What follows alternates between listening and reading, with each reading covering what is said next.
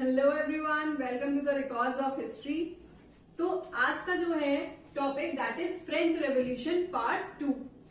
अगर आपने पार्ट 1 नहीं देखा है तो आप पहले चैनल पे जाकर उस पार्ट को देख सकते हैं, then come back again to this part 2।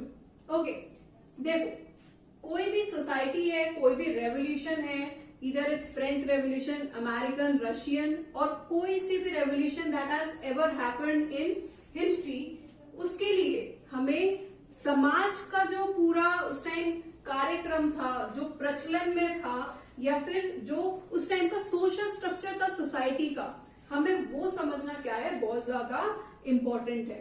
तो कल की क्लास में हमने समझा था कि जो फ्रांस की सोसाइटी है that is divided into 2 types of people, which is haves and have not. Haves वो लोग थे जिनके पास क्या थी, सारी अवेलेबिलिटीज थी, सर्विसेज थी, लाइबिलिटीज थी, जो कि बहुत ज्यादा क्या है, रिच क्लास लोग थे, लैविश लाइफ जिया करते थे, ठीक है। और वो लोग क्या थे, टैक्स से एग्जेम्प्टेड थे। इतना सब कुछ होने के बाद भी उन्हें टैक्स पे नहीं करना होता था। और एक थे हैव नॉट, जिनको क्या था, जिनको कोई भी सर्विसेज नहीं थी, जिनकी बहुत ही बुरी हालत थी पूरी सोसाइटी के अंदर, ठीक है, जिनके पास कोई राइट्स नहीं थे, कोई अधिकार नहीं थे, और उन्हीं के ऊपर समाज का सारा बर्डन टैक्स का किस पे था, उन लोगों के ऊपर जो कि क्या थे, कॉमन पीपल, ठीक है। नाउ वी अंडरस्टैंड कि जो समाज था फ्रांस का, वो क्या था, 3 एस्टेट्स में क्या था, डिवाइडेड था। जैसे कि this is first estate, second and third estate. तो जो फर्स्ट एस्टेट था उसके अंदर आते थे आपके क्लर्जीज एंड बिशप्स। अब क्या है, ये जो क्लर्जीज और बिशप्स हुआ करते थे, ये जीते थे बहुत ही ज्यादा लैविश लाइफ, लेकिन इनमें भी क्या था, कैटेगरीज थी, ठीक है। ये भी क्या था, बहुत बड़ा एस्टेट था, फर्स्ट एस्टेट, तो इसके अंदर भी क्या होती थी, इन लोगों में भी कैटेगरीज होती थी, मतलब ऊपर नीचे का थोड़ा बहुत रहता था।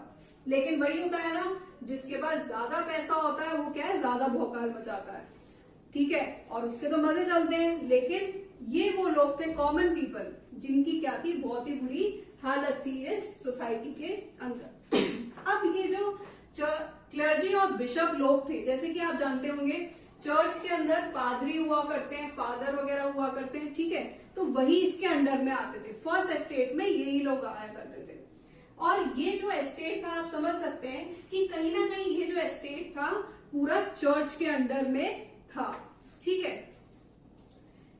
नेक्स्ट जो एस्टेट था दैट इज सेकेंड एस्टेट। ये एस्टेट था नोबल्स का, इसके अंदर आया करते थे नोबल्स, ठीक है, जिनको हम हिंदी में बोल सकते हैं कुलीन वर्ग, ठीक है।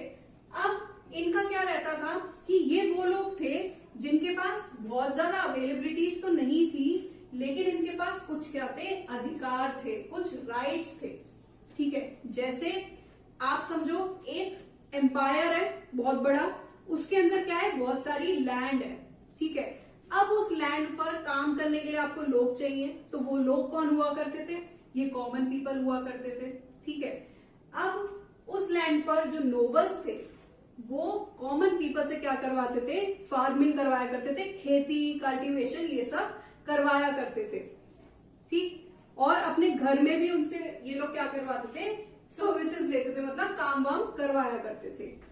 तो यहीं से अब जो ये लोग थे, इनके लिए क्या बना बैठे थे, नोबल्स भगवान बना बैठा था इनका, ठीक है। तो यहीं से एक वर्ड ओरिजिनेट हुआ, लैंड लॉर्ड। लैंड लॉर्ड से आप क्या समझते हैं, तो लैंड लॉर्ड वर्ड यहीं से ओरिजिनेट हुआ, मतलब लॉर्ड के लैंड पर आप क्या कर रहे हो, काम कर रहे हो। और लॉर्ड कौन है यहाँ पर, नोबल्स है। इसके अलावा इनके पास क्या थे, 2 स्पेसिफिक राइट्स थे। सबसे पहला जो काम हुआ करता था नोबल्स का, वो क्या होता था, टैक्स कलेक्शन का, ठीक है। तो ये लोग क्या करते थे, इन कॉमन पीपल से टैक्स कलेक्ट किया करते थे। और सेकेंड एक और जो इनके पास राइट था, वो क्या था, मिलिट्री सर्विसेज का। मिलिट्री सर्विसेज, या फिर आप हिंदी में कह सकते हैं सैन्य सेवाएं, ठीक है। मिलिट्री सर्विसेज भी ये लोग अगर चाहे तो कॉमन पीपल से ले सकते थे। यहाँ पर एक रूलिंग भी थी फ्रांस के अंदर कि हर पर्सन को क्या देनी होगी, पूरे एक ईयर के अंदर 40 डेज की मिलिट्री सर्विसेज देनी होगी। ऐसा आज के टाइम में भी काफी सारी कंट्रीज में आपको देखने को मिल सकता है। तो ये जो काम था ये था नोबल्स का, ठीक है। अब फर्स्ट एस्टेट और सेकंड एस्टेट वो एस्टेट हैं जिनके पास सारी आप देख पा रहे होंगे सर्विसेज है, अवेलेबिलिटीज है, राइट्स हैं, लेकिन उसके बाद भी ये वो एस्टेट हैं जिनको क्या नहीं पे करना, टैक्स पे नहीं करना, एग्जेम्प्टेड फ्रॉम टैक्स, ठीक है। इनको क्या नहीं देना है, लगान नहीं देना है।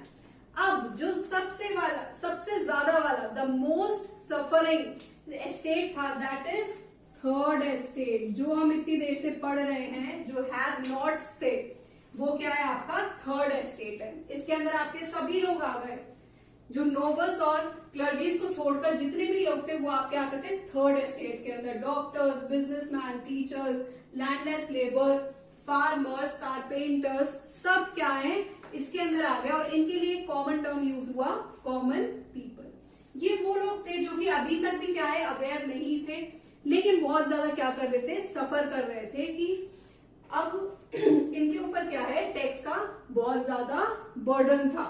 ये वो लोग हैं जिनको ना कोई राइट्स मिल रही है, ना सर्विसेज मिल रही है, ना कोई अवेलेबिलिटी है, कुछ भी नहीं है, लेकिन उसके बाद भी इस पूरे समाज का जो टैक्स का बर्डन है वो किन लोगों पर है, इस थर्ड एस्टेट के ऊपर, ठीक है। और ये वो एस्टेट है जो कि क्या करता था, टैक्स पे करता था।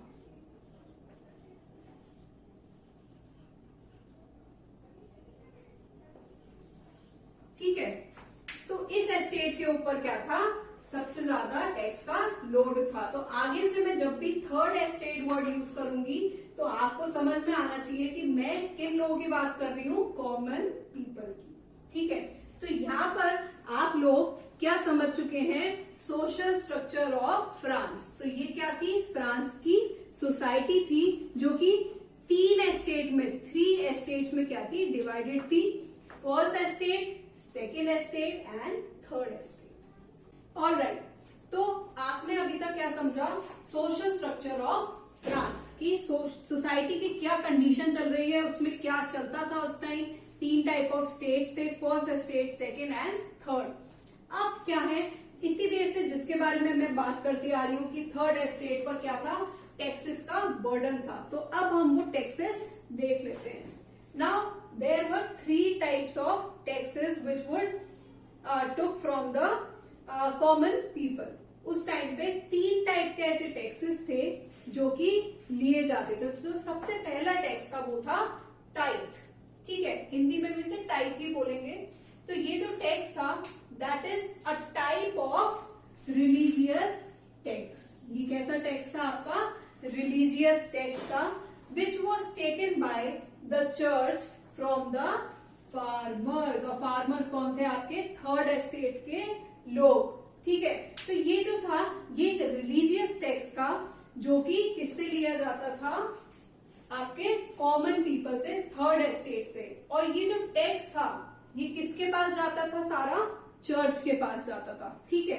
अब इसमें जो टैक्स था वो क्या था, 1/10 ऑफ देयर एग्रीकल्चर प्रोडक्शन। मतलब जिस नोबल की लैंड पर ये कॉमन पीपल काम करते थे, उसी लैंड से जो प्रोडक्शन हुआ है एग्रीकल्चर का, उसका 1/10 प्रोड्यूस किसको जाएगा, चर्च को जाएगा, इन दी फॉर्म ऑफ टैक्स, ठीक है। सेकेंड था आपका टाइल, हिंदी में भी इसे टाइल ही बोलेंगे। ये एक काइंड ऑफ डायरेक्ट टैक्स हुआ करता था, ठीक है, जो कि किसके पास जाता था, गवर्नमेंट के पास। गवर्नमेंट मतलब नोबल्स के पास जाया करता था। ये वाला टैक्स कौन ले रहा है, आपका चर्च ले रही है। और ये वाला टैक्स कौन ले रहा है, आपका नोबल्स के पास जा रहा है। अब एक और बात जो कि रिलीजियस टैक्स था, जैसे कि टाइथ, ठीक है। आपने देखा होगा कि पहले के टाइम में जैसे गुप्ता एम्पायर रहा, बहुत सारे एम्पायर्स रहे जिनने क्या किया, टेम्पल्स को डोनेशन दी, हिंदू टेम्पल्स को डोनेशन दी, बुद्धिज्म बुद्धा के टेम्पल्स को डोनेशन दी, जैनिज्म में टेम्पल्स को क्या दी, डोनेशन दी। तो उस टाइम हम लोग क्या किया करते थे, दान किया करते थे, जो कि एक क्या माना जाता है, एक अच्छी चीज मानी जाती है, एक अच्छा काम माना जाता है, ठीक है कि ठीक है, अच्छी बात है कि हम अपनी इच्छा से दिया करते थे वो, ठीक है, हमारे को इम्पोज नहीं किया जाता था कि आपको देना ही है। हम क्या करते थे, अपनी इच्छा से क्या करते थे, मंदिरों को दान दिया करते थे। लेकिन यहाँ पर ऐसा नहीं था। यहाँ पर ये जो टैक्स था ये in the form of religious tax ही आप पर क्या किया गया था, इम्पोज किया गया था कि ये टैक्स तो आपको देना ही है, ठीक है। नाउ द थर्ड टैक्स, ये जो टैक्स था ये सबसे ज्यादा खतरनाक टैक्स था। ये किस पर लगाया गया, आपकी रोज की आइटम्स पर, रोज की नेसेसरी आइटम्स पर, जो कि आपको क्या है, रोज चाहिए, इनके बिना आपका क्या है, सर्वाइवल नहीं है। तो टैक्स, इनडायरेक्ट टैक्स जो था वो किस पर लगाया गया, सॉल्ट एंड टोबैको पर। अब आप खुद सोच कर देखो कि जो आपकी डेली की आइटम है, जो आपको खाना ही है, जो आपके सर्वाइवल के लिए इंपॉर्टेंट है, अगर कोई उसी चीज पर टैक्स भी लगा दे तो आपको कैसा लगेगा, आपको भी गुस्सा आएगा कि नहीं आएगा। तो अगर आप उस टाइम के फ्रांस के समाज में होते जब ये रेवोल्यूशन चल रहा था, तो आपकी क्या थॉट प्रोसेस होती और आप कैसा फील कर रहे होते जब आपके ऊपर क्या लगाया जाता, salt tax. Right in the comment box below कि आपके उस टाइम के क्या व्यूज होते अगर आप उस टाइम फ्रांस के सोसाइटी में होते तो। ओके, सो यहाँ पर क्या लगाया गया, सॉल्ट और टोबैको पर इनडायरेक्ट टैक्स लगाया गया। अब सॉल्ट जो है वो क्या है, बेसिक नेसेसिटी आइटम है, ठीक है, जो कि आपको डेली आपके सर्वाइवल के लिए इंपॉर्टेंट है। जैसा कि आपने देखा था ड्यूरिंग नेशनल मूवमेंट 12 मार्च 1930 को गांधी जी ने भी क्या की थी, सॉल्ट मार्च निकाली थी, डांडी मार्च निकाली थी। उस टाइम भी क्या हुआ था कि ब्रिटिशर्स ने सॉल्ट पर क्या लगा दिया था, टैक्स लगा दिया था। तो गांधी जी ने भी बोला क्या तुम लोग बेवकूफ हो गया कि आपने क्या कर दिया है, सॉल्ट पर ही तुम लोगों ने टैक्स लगा दिया, जो हमारे रोज के खाने की चीज है, ठीक है। तो ऐसा जो है बहुत बार क्या है हमारे हिस्ट्री के अंदर हुआ है कि डेली नेसेसरी की जो आइटम्स है, जो डेली नेसेसिटी है, उस पर भी क्या लगा दिया गया, टैक्स लगा दिया गया। तो ये कुछ टाइप ऑफ टैक्सेस थे जो कि फ्रांस के एम्पायर में क्या है, लिए जाते थे। और ये किससे लिए जा रहे हैं, आपके थर्ड एस्टेट से लिए जा रहे हैं, जो कि क्या है, कॉमन पीपल है। एक तो आप उनको कोई राइट्स नहीं दे रहे हो, आप कोई सर्विसेज नहीं दे रहे हो, कोई उनके पास लाइबिलिटीज नहीं है, ऊपर से उनके ऊपर आप क्या लगा रहे हो, सॉल्ट टैक्स भी लगा रहे हो। तो आप लोग देख पा रहे हैं कि किस तरीके से उस टाइम के जो थर्ड एस्टेट था उसके ऊपर क्या हो रहा था, अत्याचार हो रहा था, ठीक है। तो ये हमने पढ़े कुछ फ्रांस के टाइप ऑफ टैक्सेस जो कि किससे लिए जा रहे थे, थर्ड एस्टेट से। Stay tuned for the part 3।